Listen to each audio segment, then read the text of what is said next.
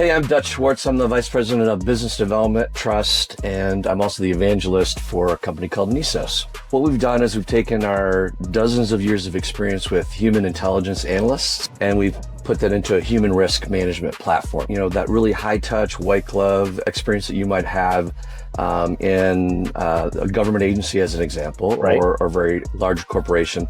We've figured out a way to bring that to more people, right? So you can actually do subscription. We sort of focus on two areas. So one area is executive digital protection. So you can think of like your executives, of course, or also just high net worth individuals. And so the same risks that you might have in the physical world, right? At that level, you need to look at what's my digital risk, right? What's that human risk that I have that might also come along with it. So we're really complementary there, right? You know, yeah, Dutch, like the first thing that comes to my mind when you mention the human risk, and then you started talking about the executives from, I mean, really any shape and size business. But I first started thinking of like Fortune 1000. It's unfortunate, but I started thinking about was it United Healthcare executive? Correct. Yeah. So if he had some kind of intel ahead of time, I mean, we don't know, but we do know that if that intel was readily available to him and or anybody else that's out there that's a high target, that's it could be a celebrity, it could be an executive, it could be, you know, Michael Dell. I just read a story on him this morning. These guys need to have something outside of the ordinary standardized endpoint or EDR as you and I know it. They need to have something a little bit more. So tell me a little bit about the founders of the company, where they come from and what they're all about. Yeah, so really the company was founded by intelligence analysts, right? And so what you're getting there that are beyond the zeros and the ones, right? So there's really great things that you get from a data level, right? But what you need is judgment, you need analysis, you need experience, right? How to bring that all together, right? And so when you're doing sentiment analysis, like, is this really a credible threat? Should I be concerned about this person? Attribution, who is it really, right? So you might only have a handle, right, from a platform, and you may not know who that person is. How do I find them, right? Track them down, at least at a reasonable level, say, hey, we think this is who this is. Or maybe it's an entity, right? If it's more of a state actor or something that's a criminal enterprise, right? So you need that expertise, right? And so what we've done is taken that expertise, put it into a platform.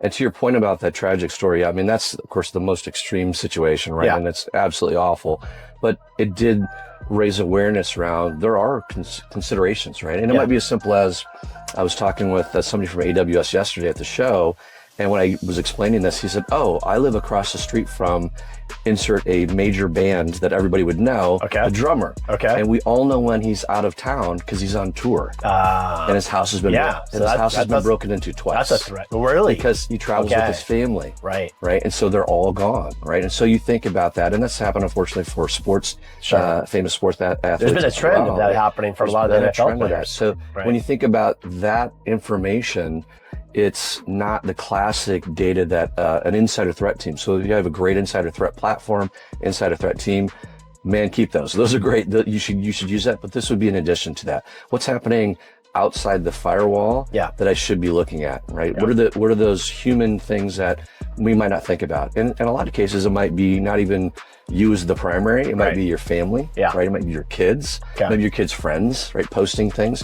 And there's just a plethora, and I mean plethora in the bad way, a plethora of information that's out there about you. And so what we can do is look at that and say, hey, we look at 7 different areas, kind of indicators, and say, hey, within those 7, here's some areas that, you know, we can help you with. Here's some areas of your team that you already have, might want to look at. So are you able to actually go out and actually cleanse the digital footprint a bit? Yeah, we can do that. We do that typically as like a one-time thing where we go in and say, hey, here's all the PII we found. Let's say your address is published in realtor.com. Right? When you bought the house, well, the house plans are available, right? And you inadvertently that address was published, right? Well, that's just information you don't want out there, probably, right? For most people. So in that case, because it's and a lot of people don't even realize that it's out there. So I would say, do you guys have an assessment or a scan for vulnerabilities that you do? That's like the first piece of business. That's the first piece of business. And I can only imagine, like, I can only imagine A, how large that report is, and B, the discovery is probably a CSI show in itself. Yeah, it's we do a pattern of life, right? So we look at, everything, and it's all open source intelligence. Right. So that's kind of a triple letter agency acronym, right? But so in other words, all the publicly available information. Wow. And there's a lot of information out there, right? And when you start to look at that, you can start to make correlations and inferences. We can start to figure out, well, who's your likely first degree of circle of friends? Yep. Who are their friends, and so you can really build a really detailed profile. Well, I absolutely want to have you on epichype, and I definitely want to. I'd love to bring one of the founders on and talk about stories, and that's what we're here talking about. And you're in a Zoox right now, my friend. Right. You've never done one before, right? I've never done one. This Dutch, is awesome. You are in an autonomous vehicle. Right. Amazon is the owner of this little ride, and how does it feel to not be able to yell at anybody up front and say, "Hey, can you drop me off right now?" No, it's really cool. It's also, you don't have like the somebody's playing the music really loud on something. You were able to just turn down the volume. So you have a level of autonomy and control, right? That I like. I think it's really cool. And tonight, maybe we want to jam the music. And that's what I'm talking about. And you know what? If anyone's going to be jamming tonight, it's going to be you. Yep, Show off the kicks. And we got to talk about these. So I saw Dutch, and the first thing I thought of is, hey, those are sweet. Where do I get a pair of those? And you can't just get a pair of these, not yet, but maybe coming soon. Let's get the story behind the shoes, behind the kicks. Absolutely. So one of my sons is an artist, and so he would call this style doodle. And so he just does this. He was always doing it for his friends, and he was doing skateboards and water bottles, etc. And I was going to an event, and I'm more in classic, white, Air Jordans. And I said, hey, could you do this on a shoe? And he's like, yeah, I think so. I think we have to get different, supplies and stuff. Yeah. And, he learned how to do it and how to seal it and the whole thing. And so every time I go to an event for the last few years, I'm always wearing a custom pair of these. And I thought, oh, wouldn't it be fun? So this week I'm playing, Where's Dutch? Was, kind of a, Where's Dutch? Where's Waldo? Yeah, Where's Waldo? And so the first person that finds me every day, we're going to give them a Yeti and we're going to customize it. And you can sort of tell him to be as creative as he wants. Or in some cases we've done like, a spirit board, or like tell us the vibe that you want to go for, or colors. Okay. Right. Like when I was with AWS, I did want to say, hey, do all cloud stuff. So it was all different things related to the cloud and things. So you can kind of give them the vibe. How many years back were you with AWS? I was with AWS. I left about 1.5 years ago. Okay. So like 18 months ago. And you're back into a startup. I love it. You kind of like, you go back and forth between the different gears. I mean, look, startup stories is what it's all about. Give me like, if you could look back at all the startups you've ever worked with, what's one of the stories that's up at the top in terms of, wow, I can't believe how fast we grew, or wow, I can't believe how many different CEOs it took to go through to find the right mix, to find the right chemistry? Yeah. Anything stand out?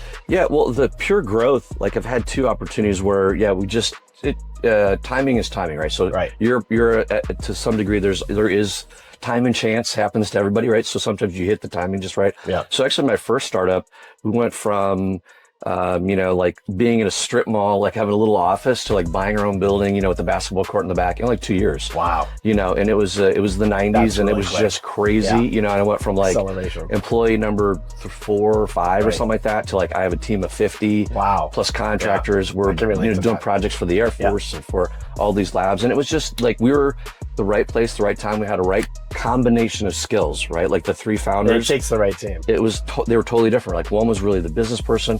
One was like, we used to call him Doogie Howser. He had like all these certifications, crazy. He was like super young, but he's a brilliant, engineer, architect.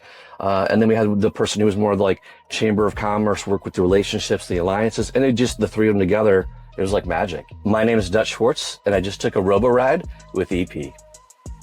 Boom.